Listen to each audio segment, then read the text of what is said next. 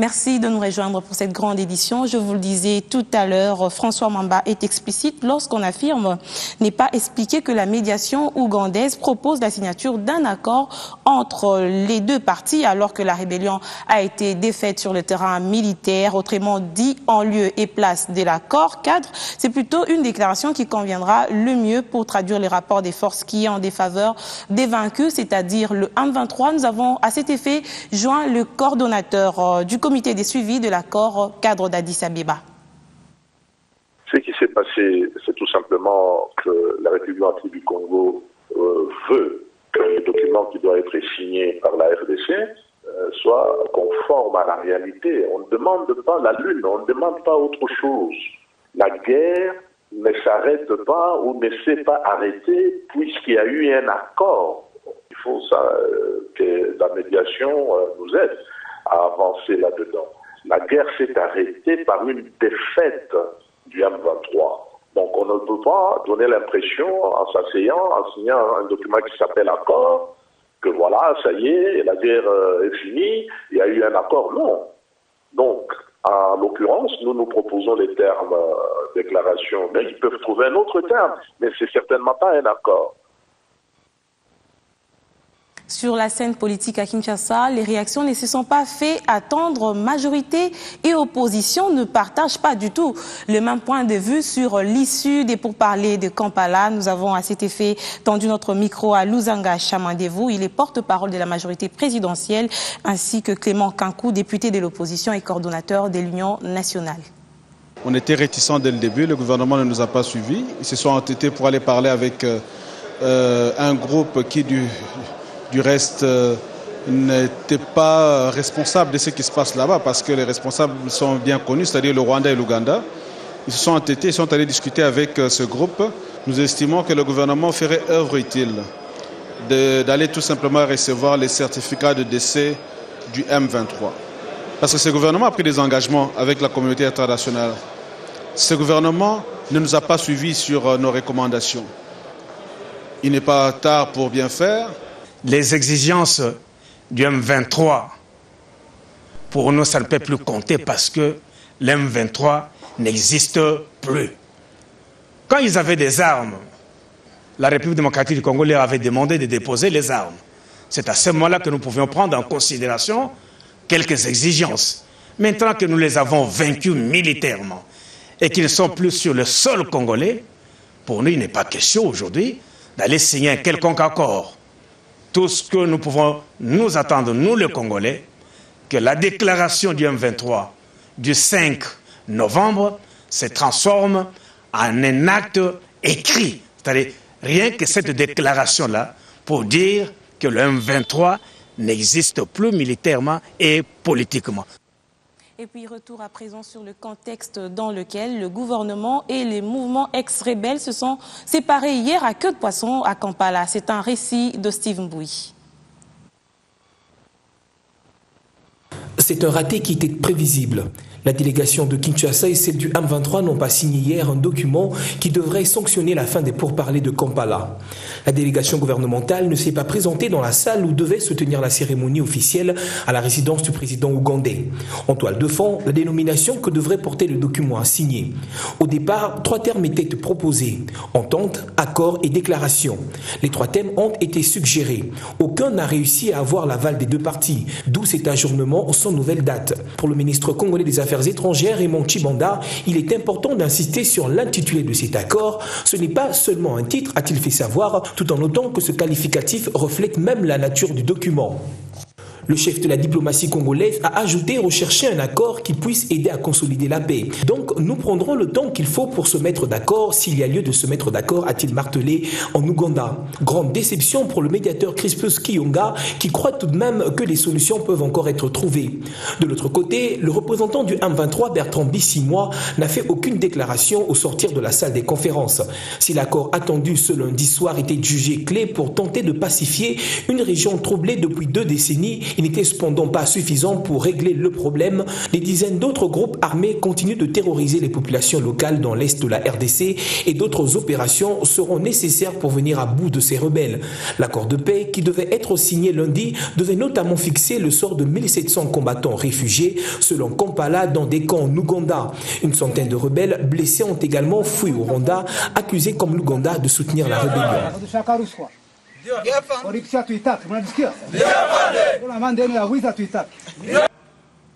À la chambre basse du Parlement, le président Aubin Minakou a eu des échanges avec les dirigeants de la GECAMIN venus s'entretenir avec lui sur l'évolution de cette entreprise étatique dont la marche leur a été confiée. C'était un récit de Alain Boma. Jadis poumon économique de la République démocratique du Congo, la GECAMIN est aujourd'hui l'ombre d'elle-même. Sa relance est plus qu'une nécessité. C'est là la vision de ces dirigeants qui ont été reçus mardi par le président de l'Assemblée nationale. Au menu de l'échange, faire le point sur la stratégie du redéploiement de cette société, stratégie qui fait couler encre et salive. Pour arriver à ça, nous avions 3 alternatives. C'est soit que l'État actionnaire mettait 1,5 milliard de dollars tout de suite dans la GECAMIN, l'État actionnaire n'en a pas, soit nous trouvions l'argent sur le marché financier international, mais pour ça, il faut des garanties et il faut avoir un bilan sain. Vous connaissez que nous avons hérité d'une GECAMIN avec un passif lourd, un sureffectif et une incapacité financière. Soit il fallait effectivement aller retrouver des liquidités en cédant des actifs non stratégiques qui peuvent permettre ainsi à la GECAMIN d'avoir les moyens. C'est ce plan-là de redéploiement que je lui ai expliqué, qu'il a compris, qui fait qu'aujourd'hui, il vaut mieux pour la GECAMIN de développer 100% des mines où elle est seule que de rester dans des partenariats minoritaires. L'option est donc levée, mais un autre obstacle s'invite. Nous rencontrons encore sur notre chemin un autre obstacle, celui de l'énergie. La SNEL, qui sait très bien que les barrages de Zilo, d'Insek, de Mwadingusha et de Koni appartiennent bel et bien à la GECAMIN. Mais la SNEL devait avoir un traitement de faveur à celui à qui appartiennent ces infrastructures. Malheureusement, vous trouverez à Lubumbashi, la SNEL distribue du courant à d'autres entreprises privées qui ne contribuent pratiquement en rien, si ce n'est les taxes, dans le budget de l'État. Avec cette option, la GECAMIN a récupéré 4 actifs miniers qui pourront la permettre de produire dans 4 ans 350 000 tonnes de cuivre par an. Climat des affaires encore, des chefs d'entreprise tant du secteur privé que du public prendront très prochainement contact avec leurs homologues belges au cours d'un forum économique en Belgique, une opportunité qui permettra bien entendu aux Congolais d'énouer des relations en termes des futurs investissements. La dernière décennie qui a vu l'émergence des nations africaines, 6 pays du continent sur 10 au monde connaissent une forte croissance économique, s'avère déterminante pour classer l'Afrique au centre des opportunités d'affaires.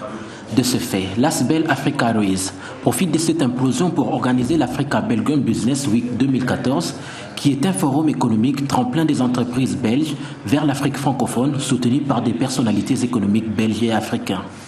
Mais à un certain moment, il faut revenir dans la réalité.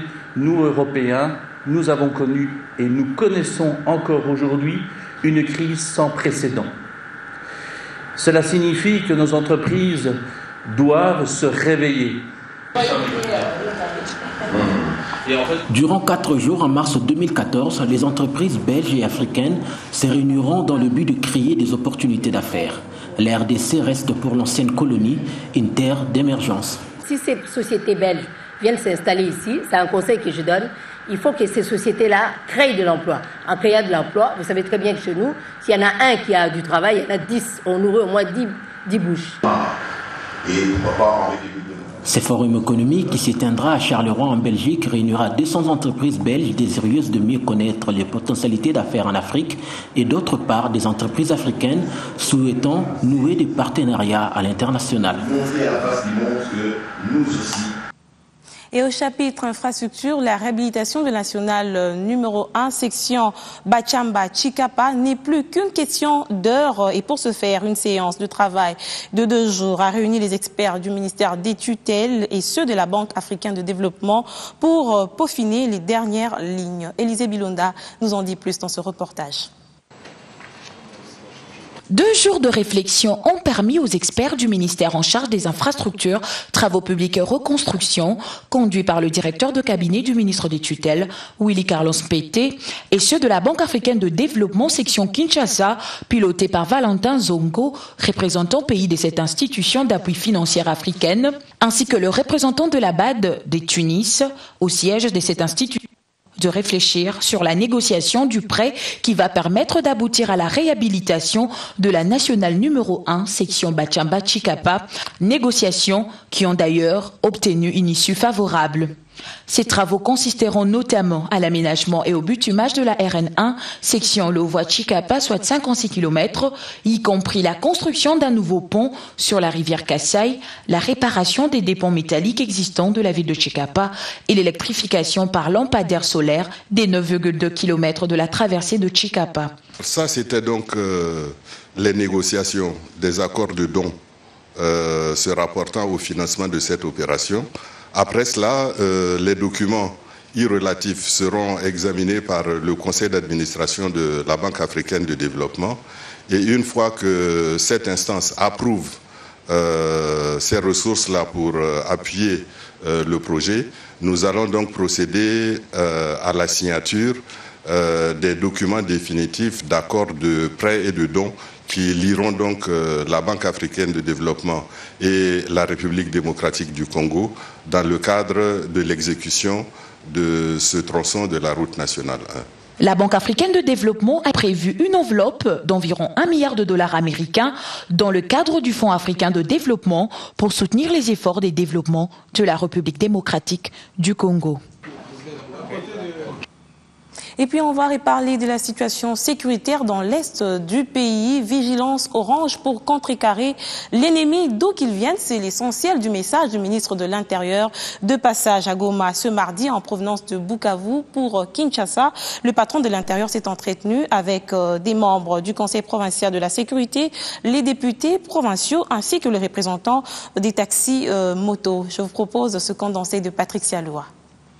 Richard Mouyej-Manguez-Mans, se livrant à la presse après avoir reçu ces 3 groupes, a d'entrée de jeu félicité les FARDC pour le travail abattu en libérant les territoires occupés par les rebelles du M23 et leurs alliés rwandais et ougandais. Mais aussi, il s'est dit satisfait du comportement de la population du Nord Kivu pendant la période de la guerre.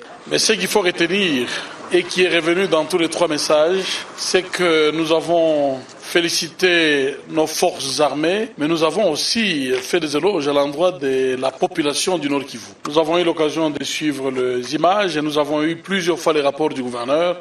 La population du Nord Kivu mérite énormément de félicitations parce qu'elle a accompagné nos FARDC dans cette guerre. Donc c'est une victoire populaire. Il faut préserver les acquis de cette victoire des FARDC sur le M23, a martelé le patron de l'Intérieur en RDC en demandant la vigilance à tout un chacun.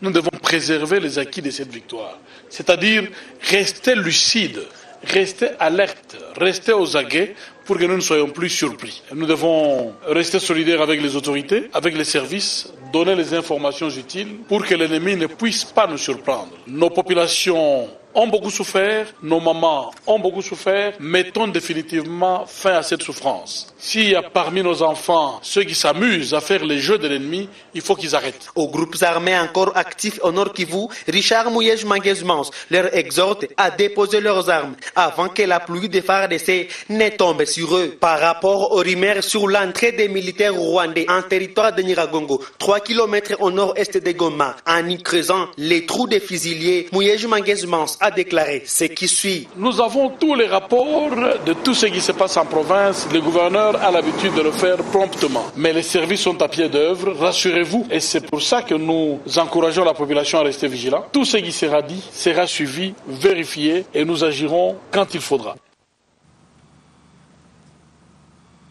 Retour à Kinshasa pour parler des préparatifs de la Journée internationale des droits de l'homme. Le ministère de la Justice et des droits humains exalte les étudiants des facultés des droits et des compétitions sur l'art oratoire. La fête interviendra donc le 10 décembre prochain. La jeunesse, c'est l'avenir de demain, dit-on. Pour initier la jeunesse congolaise aux fondamentaux de droits de l'homme, le ministère de la Justice, l'ONG Diaconia et le Haut Commissariat des Nations Unies pour le droit de l'homme viennent de lancer le jeu concours interuniversitaire d'art oratoire sur le droit de l'homme. Ceci afin de donner une touche particulière à la 65e journée internationale de droits de l'homme qui sera célébrée le 10 décembre prochain. Nous le savons tous, la promotion et la protection des droits de l'homme n'est pas un jeu d'enfant. Il s'agit plutôt d'une lutte permanente et à la risque. Rien que dans ce pays, la RDC, combien de victimes n'avons-nous pas compté qui ont perdu la vie pour la défense des droits de l'homme? Il doit donc être permanent en vue d'opérer le changement de mentalité nécessaire pour l'édification et la consolidation d'une société où le droit des personnes sont respectés, promis et protégés. L'ONG internationale Diaconia veut, à travers ce jeu concours, impliquer la jeunesse congolaise à la défense des droits de l'homme. Nous voulons que cette génération actuelle aux études puisse être déjà préparée pour qu'arriver à son tour à occuper des fonctions et postes dans le gouvernement ou dans d'autres institutions, que cela devienne pour elle une sorte de pépinière pour qu'ils soient transplantés, pour contribuer au grand labeur qui consiste à promouvoir et à protéger les droits humains. Le 10 décembre prochain, les meilleurs étudiants seront primés et plusieurs prix sont en lice, dont une bourse d'études en France.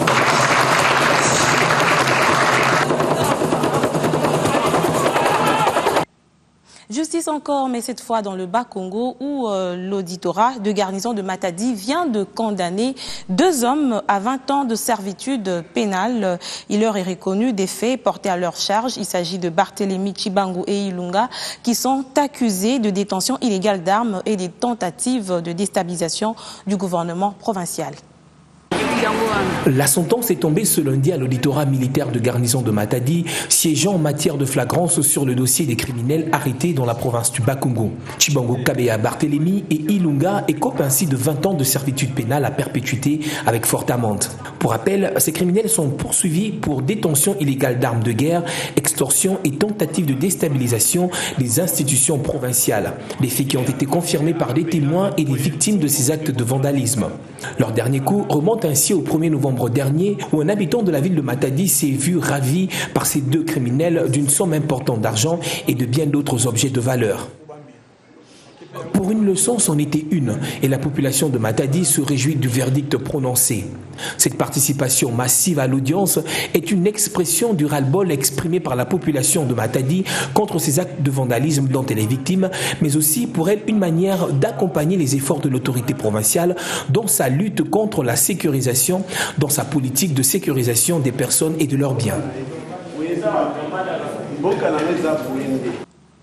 L'actualité internationale nous est reprise à travers les lignes. Slate Afrique parle des entreprises européennes qui continuent à polluer l'Afrique. 2 groupes britanniques sont accusés de déverser impunément leurs déchets au Ghana et au Nigeria. Mardi 5 novembre 2013, les organisations non gouvernementales Green Cross et Blacksmith ont publié la liste des endroits les plus pollués du monde. Outre les Bangladesh et l'Indonésie, le top 6 est occupé par 2 territoires du golfe de Guinée, la décharge d'Agbo Blochi et le delta du Niger. Parmi les 2000 sites étudiés dans 49 pays, ces régions densément peuplées du Ghana et du Nigeria réussissent l'exploit de faire jeu égal avec Technobile ou la ville industrielle de Norilsk en Sibérie occidentale. Or, ce sont également les déversoirs des 2 entreprises britanniques Shell et Environcom. Et puis, Le Monde, lui, titre « Tout est détruit à Toclaban » où les cadavres jonchent les rues. Le bilan ne cesse de s'alourdir après le passage vendredi 8 novembre du puissant typhon Haiyan sur les Philippines, alors que les autorités évoquaient jusqu'à présent 10 000 victimes dans l'ensemble du pays. Les Nations Unies ont annoncé lundi 11 novembre qu'en réalité, près de 10 000 personnes ont été tuées dans la seule ville des Tacoblancs et qu'il fallait s'attendre au pire. Pour l'instant, les bilans officiels est de 1774 14 morts, si pas moins de 41 provinces ont été touchées par le typhon. Cette ville de 220 000 habitants située directement sur le trajet est loin la plus touchée. Les maisons sont totalement détruites et les cadavres en décomposition jonchent les rues dévastées. Voilà, c'est par cette note sur l'actualité internationale que se referme cette grande édition. Merci de nous suivre à Kinshasa et partout à travers le monde. Je vous retrouve demain pour une nouvelle édition.